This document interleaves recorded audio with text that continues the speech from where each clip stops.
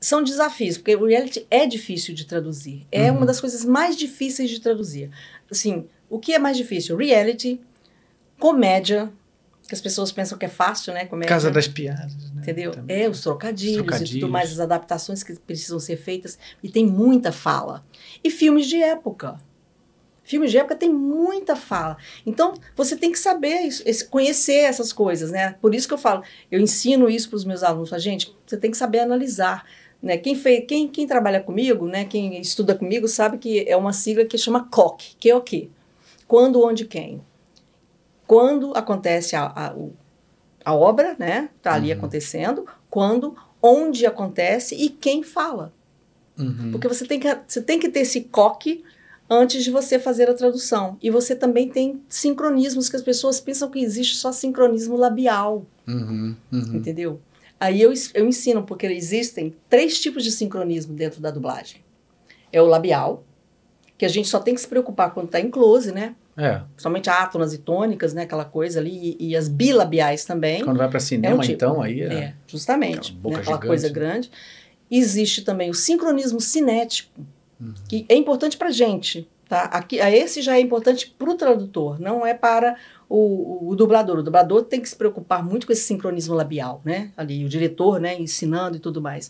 Mas o cinético, ele tem a ver com o ambiente em que o personagem está e também os movimentos que ele faz do corpo, né? Os gestos que ele faz. Muita coisa em inglês, o pronome demonstrativo, por exemplo. Às vezes o cara está falando, what's this? E ele aponta. Então, isso aqui é um sincronismo cinético, ou seja, você não pode traduzir como que é isso, você tem que traduzir como é aquilo, né? Tá.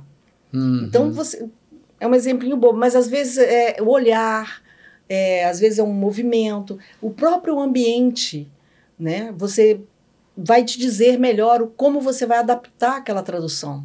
Pelo ambiente. Uma coisa que eu percebo muito, assim, que às vezes acontece pela própria gramática do inglês, que as coisas às vezes vão antes e depois, né? O contrário, né? Então, às vezes o cara tá claramente, fisicamente pegando uma determinada coisa ou apontando para uma coisa e que na tradução você tem que trocar para aquilo fazer sentido com essa imagem. Principalmente adjetivos, né? Por exemplo, adjetivos em inglês, né? Ele é usado antes, né? Do substantivo, né? Beautiful house. Você não fala, é uma linda casa, uma bela casa. Até, mas pode. Tem em português, a gente fala assim também. Pô, mas você pode falar assim, pô, uma casa maravilhosa, uma casa linda e tudo mais. A gente, né? É uma bela mulher, né? Até tem um filme, Uma Linda Mulher. Mas é coisa assim. Mas, nossa, ela é uma mulher linda, né? Você pode até usar poeticamente, né? Assim, se quiser num título, por exemplo, uma linda justamente mulher. com a do COQ também, né? Quando, onde, quem, você tem que saber quando usar. Às vezes você pode ter essas liberdade, né? Também porque vai depender do que você está traduzindo. Você, às vezes, o tradutor... Só para terminar, eu estava falando dos sincronismos, tem o cinético e o último é o isocronismo. O isocronismo está tanto no labial, né, no sincronismo labial, quanto no cinético, que é a entrada e a saída da fala. Muita gente pergunta para mim, Dilma, mas como é que eu vou saber? Eu nunca sei se a frase está muito grande, se está curta demais e tal. Como é que você faz isso? Eu falei assim, eu me inspiro na música. Né? Se você pegar uma música, vamos supor, você tem uma música romântica, né? Você não pode colocar um ritmo de rock, de heavy metal, dentro daquela frase. Tem que ser romântico também.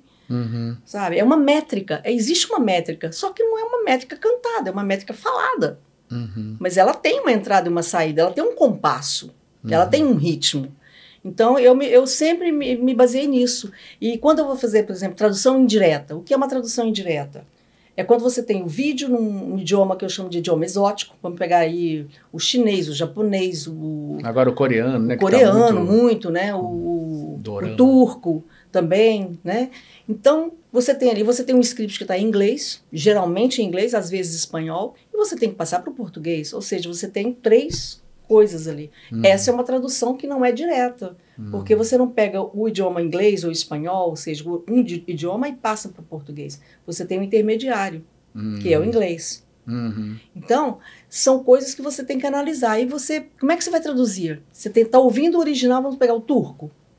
O turco fala muito rápido e às vezes tem um conteúdo gigantesco quando ele está falando. Você pega o inglês, o script chega assim, tá desse tamanho a frase. Porque eles traduziram... Eles traduzem como se fosse legenda, né? Aquela coisa pequenininha. Aí você fala, meu Deus, mas o cara tá batendo a boca ali o tempo todo. O que eu falo? Eu falo, vamos encher linguiça, né? A gente tem que fazer esse isocronismo. Ou seja, você tem que ter palavras para entrar e para sair. Então, o que eu faço? Eu presto atenção na melodia da fala. Sabe? Eu presto atenção naquela melodia do cara falando. E às vezes eu falo assim, lá, lá, lá, lá, lá, lá, lá, lá, lá, lá. Ele falou isso. Então, eu tenho que colocar assim, hoje eu vou fazer isso mais tarde. Sei lá, foi lá, lá, lá, lá, lá, lá, eu vou fazer isso mais tarde, então. É por causa do tamanho, claro. Justamente. Então, eu dou essa dica, né, nos meus cursos. E dou exercício, vamos exercitar, entendeu? Vamos pegar música, pegar um trechinho de música e traduzir, e ver se traduz assim ao pé da letra, né, aquela coisa, pega a música e traduz. Agora, tenta cantar em português, com o mesmo ritmo.